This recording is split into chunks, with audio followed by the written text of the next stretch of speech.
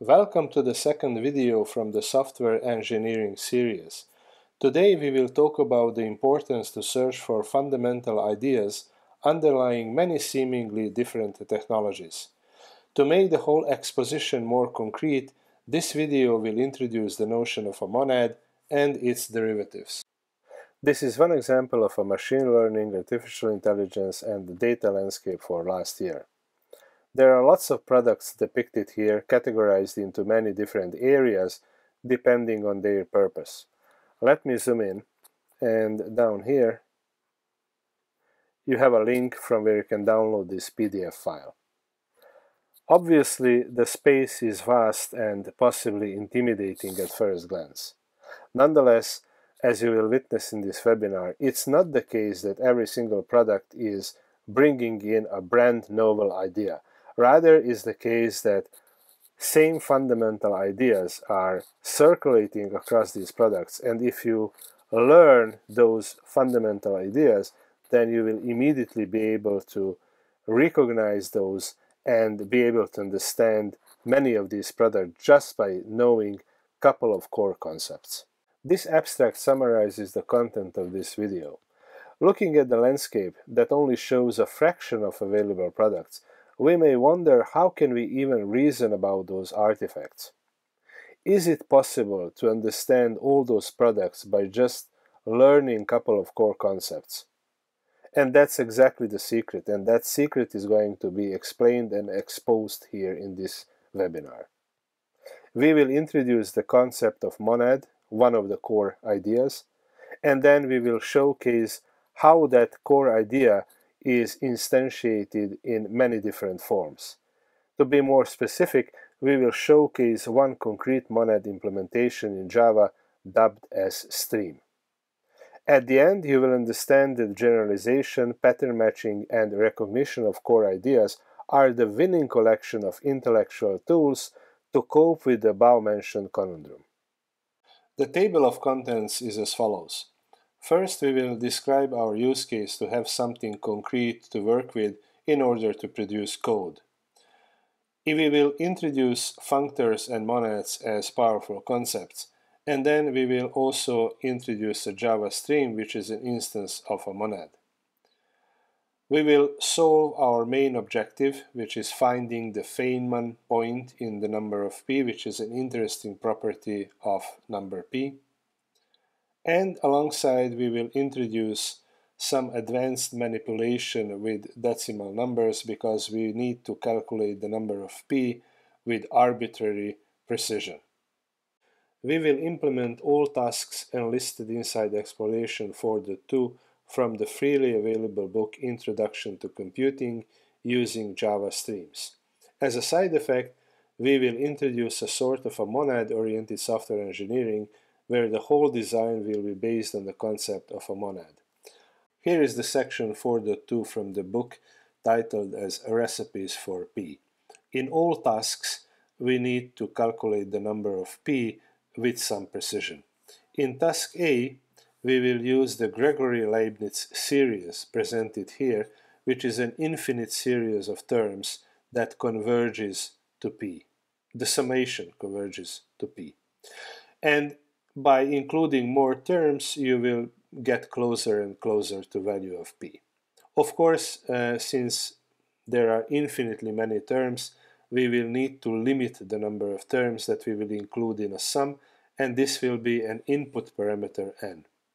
And as an example, with 10,000 terms summed up, we can get only 4 digits of p accurate. And this is a very slow series, converges very slowly to p, so it won't be useful for us to solve our main objective. For that reason, we will switch to another series called Mathava series, and that's part of task B. So Mathava series is also an infinite series, but it converges much faster. With 21 terms, we can already get 12 digits of p accurately computed. And for our final task, which is task C, we need to find a procedure for computing enough digits of p, and by the way, enough, we don't know in advance how many, to find the Feynman point where there are 6 consecutive 9 digits. So among all the digits of p, there will be a sequence of 6 nines.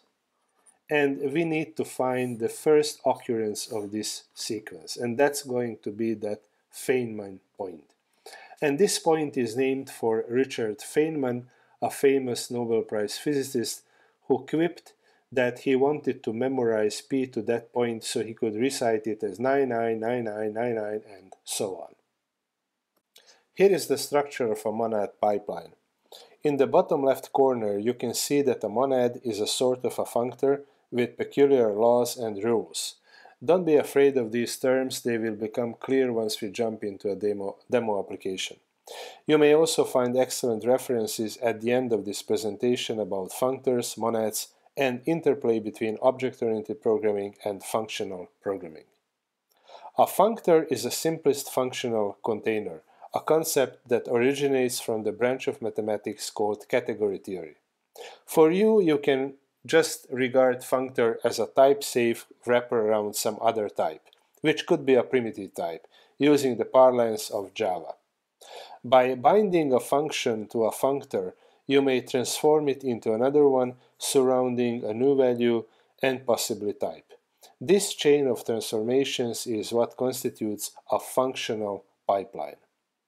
Any monad-based pipeline, again treat monad as an advanced functor, has 3 distinguishable sectors.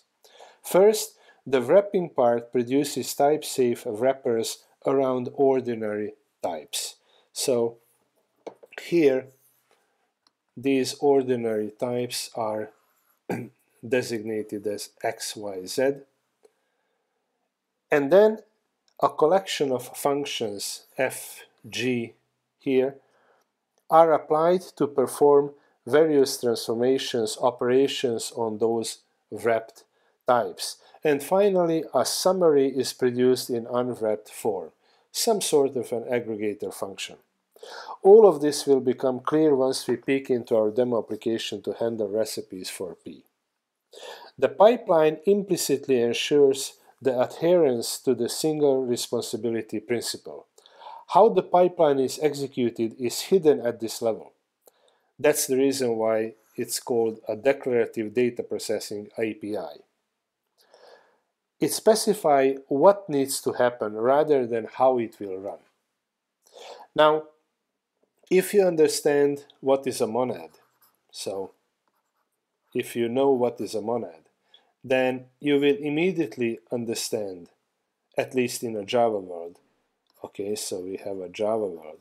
So you will understand streams, you will understand optional, oh, sorry, it's a little bit messy. You will understand optional.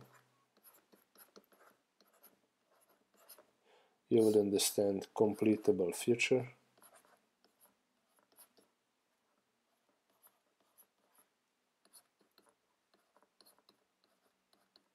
These are all instances of a monad. And if you understand, for example, Java Stream, you will immediately know how to define jobs in Hazelcast.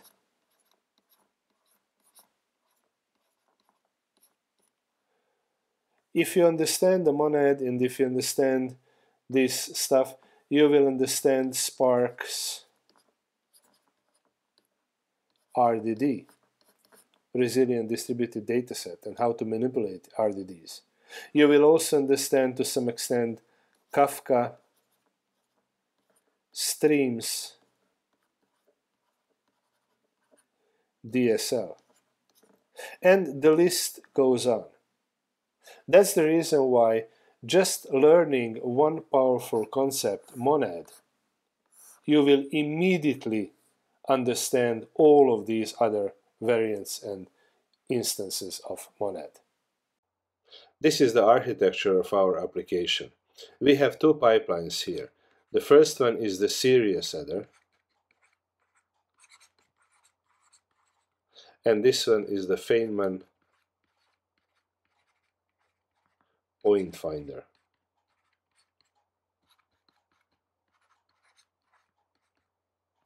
The series header pipeline is responsible for summing up terms of a specific series. And as you can see, it follows a general structure of a monad pipeline, just that we are using terminology from Java streams. Gregory Leibniz and Madhava suppliers are using ordinary double type, and these are going to be summed up through a sum terminal operation.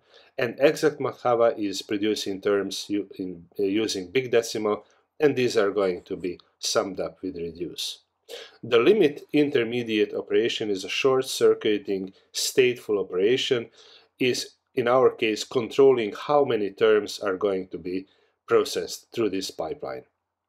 Java streams are lazy, which means that terminal operations are starting up, so to say, the execution of a pipeline, and these are driving the whole thing. The Feynman point finder pipeline, on the other hand, is using the p-generator supplier. Now, this supplier is supplying different values of p, but only those values of p that contain only accurately computed digits, which means that the p-generator is in some sense intelligent supplier. And for each value of p, the p-generator is going to instantiate a brand new instance of a series header pipeline, and each time passing this parameter n to be larger and larger, which means that the p-generator will ask for more and more accurate values of p. This pipeline is driven by this find first terminal operation, which on the other hand is relying on this drop while to receive the desired value. And the drop while is going to drop all values of p that doesn't contain the Feynman point. There is one very important thing to remember here, and this is written inside this callout. In our case, the p-generator, as we have mentioned, is intelligent. In a sense, it will only produce values of p with accurately computed digits. And it's absolutely very important to put intelligence into a supplier in our case.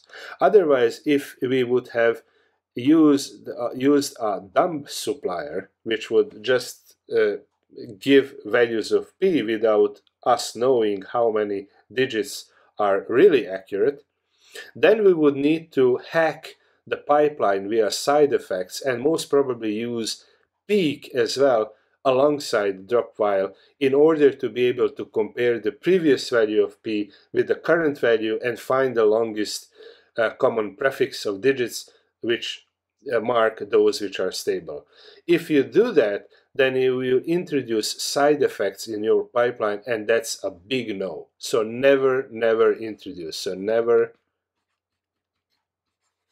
introduce side effects in your pipeline.